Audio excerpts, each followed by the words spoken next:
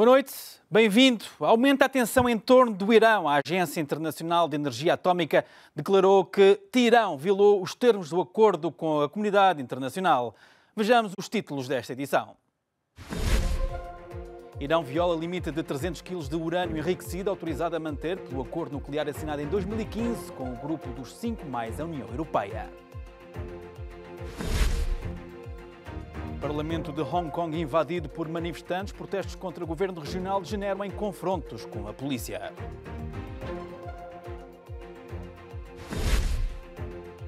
Impasse leva à suspensão por 24 horas da maratona negocial em Bruxelas para escolher os líderes das instituições europeias.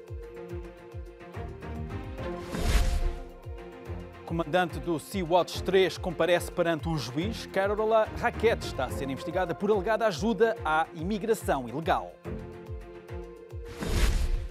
O Irão ultrapassou o limite de acumulação de urânio enriquecido autorizado ao abrigo do acordo nuclear firmado em 2015. A Agência Internacional de Energia Atómica confirmou a violação, deixando antever ainda mais tensão global depois de os Estados Unidos terem encostado Teherão à parede.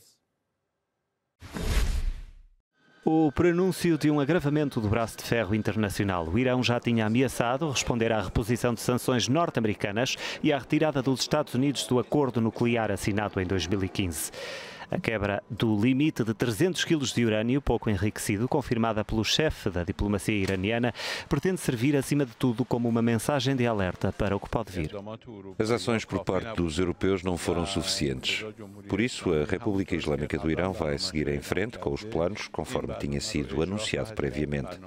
Estamos no âmbito da primeira fase de ações, quer em termos de aumentar o nosso estoque de urânio enriquecido, quer em termos das nossas reservas de água pesada. Já anunciámos a segunda fase das ações, em que se superará o nível máximo de enriquecimento de urânio de 3,67% fixado pelo acordo. Este será o próximo passo. Os estoques que motivaram o acordo são os mesmos que levam vários países a manifestar renovada preocupação. O ministro britânico dos Negócios Estrangeiros considerou profundamente inquietante o anúncio. Moscovo disse que é de lamentar, mas apela a que não se dramatize. O chefe da Mossad, dos serviços secretos israelitas, reafirmou que as autoridades do país têm um compromisso com o povo, evitar que o Irão tenha acesso a armas nucleares. A Mossad, ou o Estado de Israel, não assinou o acordo nuclear com o Irão. Nós, o povo nas sombras, assinamos apenas um acordo com o povo de Israel, um acordo em que nos comprometemos a fazer tudo para garantir que o Irão nunca vai ter armas nucleares.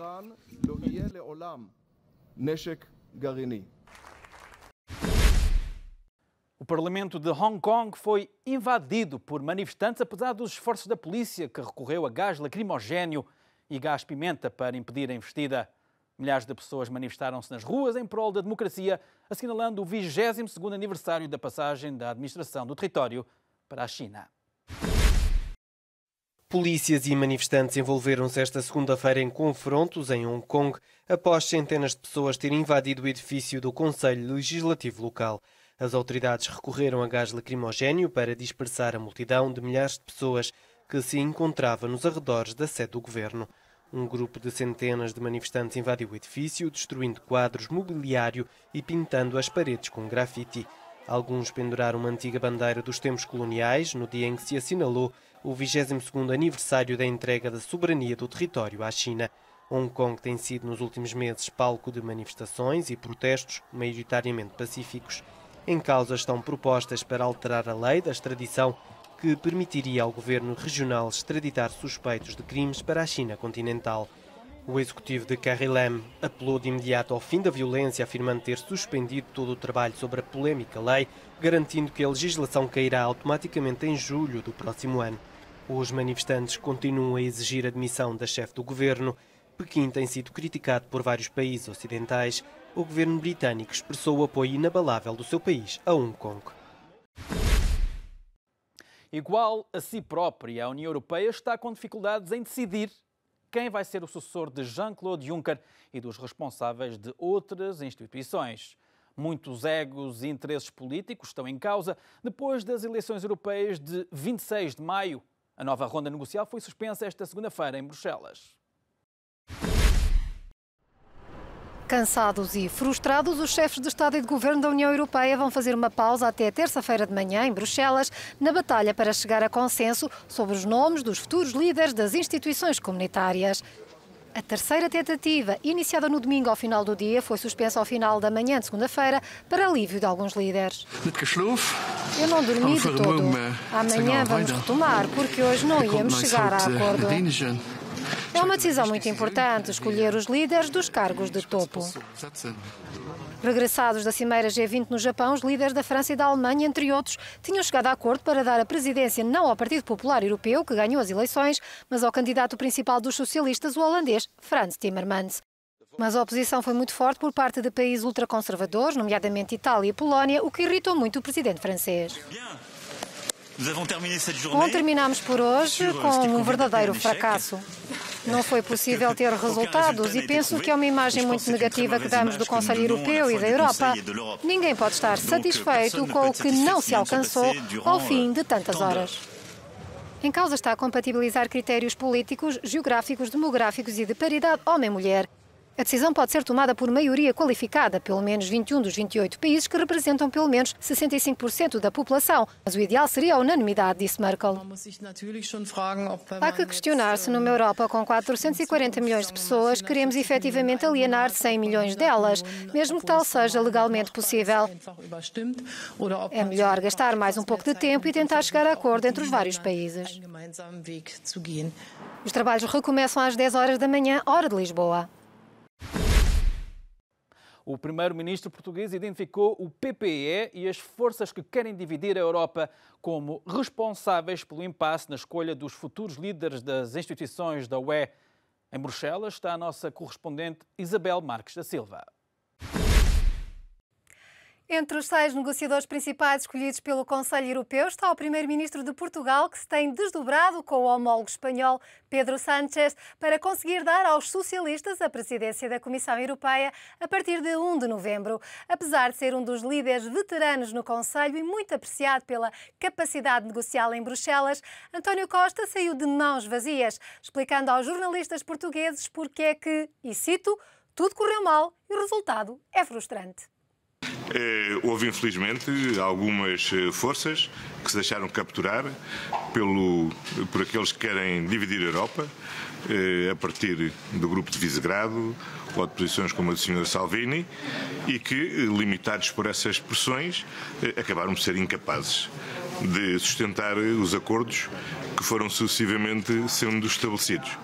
Queria aqui ressalvar, muito em particular, a posição da chanceler Merkel, que foi uma pessoa muito determinada em procurar sucessivos acordos, mas que infelizmente não encontrou o apoio necessário na sua própria família política. Espero que o duche, o sono e uma boa noite possam ajudar a iluminar o Conselho para tomar boas decisões amanhã de manhã.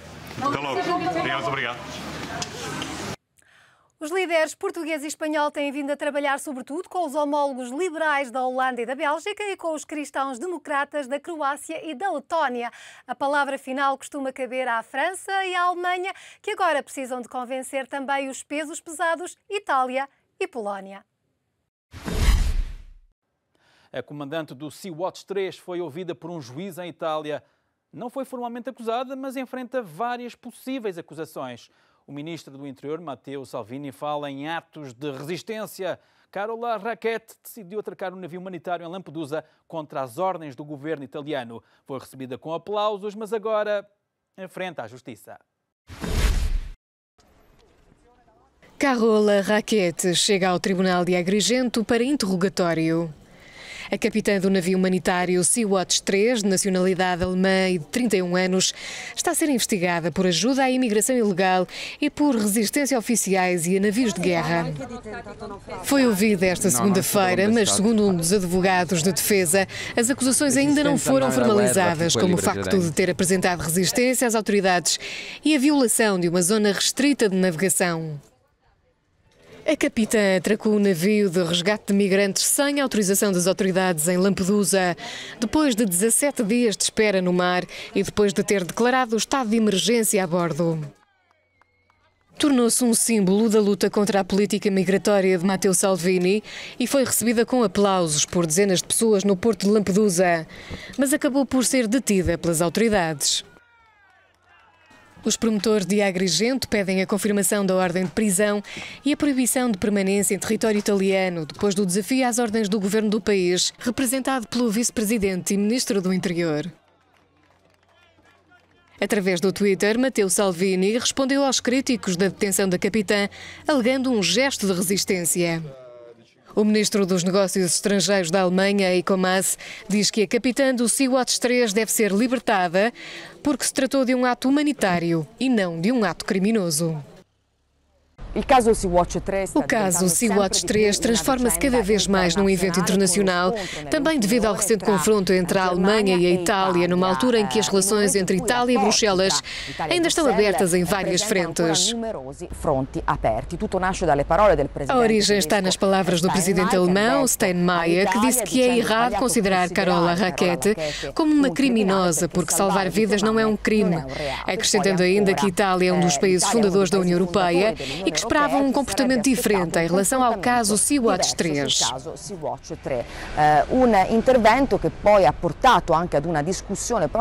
Uma declaração que levou a uma discussão específica durante o Conselho Europeu em Bruxelas, mas as críticas também chegam de França. O porta-voz de Macron disse que França e a União Europeia sempre foram solidárias com a Itália na gestão da crise migratória.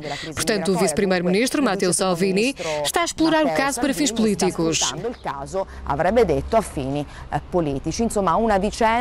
Este é um assunto que está a provocar um verdadeiro confronto na Europa, cujos efeitos podem afetar outros países. Giorgio Orlandi, Euronews, Roma.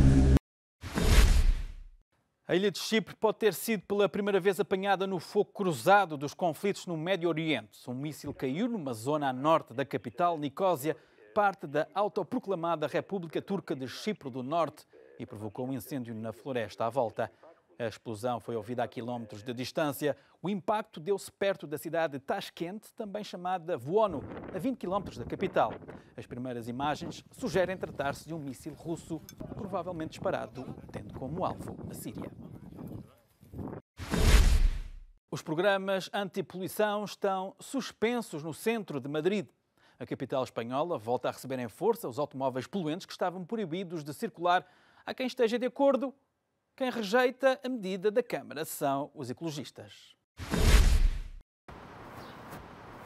Estamos no centro de Madrid. Até agora aplicavam-se aqui restrições ao tráfego automóvel, mas a nova administração conservadora da cidade suspendeu os programas anti-poluição e o tráfego voltou a ser livre. Mari Carmen Girón, dona de uma loja de móveis na zona até agora de baixas emissões de carbono, concorda com o fim do programa. Com esta medida não reduziram a poluição, só estamos a criar um gueto para os pequenos comércios. Se não acabam com isto, não sabemos quanto tempo vamos durar. A coligação de direita, agora no poder na capital espanhola, mandou retirar também as câmaras de tráfego que tinham sido instaladas pela administração da antiga presidente da Câmara, Manuela Carmena, praticamente pondo fim a todo o projeto. O que estamos a pedir com esta nova situação política é que se repense todo o esquema e se procurem novas soluções, se tomem novas decisões para que se torne mais suportável. Para este grupo ecologista, não é verdade que o programa Madrid Central não tenha feito nada contra a poluição. Os níveis de óxido de azoto terão mesmo baixado para metade. O novo executivo ainda não escolheu um plano alternativo. Os militantes ecologistas organizaram uma marcha para pedir a manutenção do plano.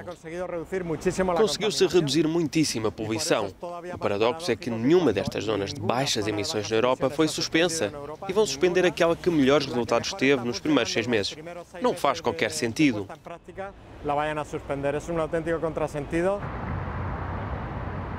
Nas ruas de Madrid as reações são diversas. Para nós que trabalhamos, não nos deixam fazer o nosso trabalho. É tão simples como isso. Vamos voltar ao mesmo de antes, respirar combustível. Todos os carros vão poder voltar ao centro de Madrid sem serem multados, mas o programa Madrid Central não é tão fácil de reverter. A Gran Via de Madrid tornou-se um símbolo do programa Madrid Central. A reforma de Manuela Carmena tirou espaço aos carros para dar aos peões, que agora têm passeios mais largos. Sem restrições ao tráfego, esta rua pode vir a ser um pesadelo para os condutores. Esse não é o único problema para o novo executivo. A União Europeia advertiu Espanha e Madrid que pode sofrer sanções se não puserem em marcha um plano credível contra a poluição. Jaime Velázquez, Euronews, Madrid. E é tudo nesta edição do Euronews Noite. Em nome de todos os que produziram este jornal, obrigado por estar connosco.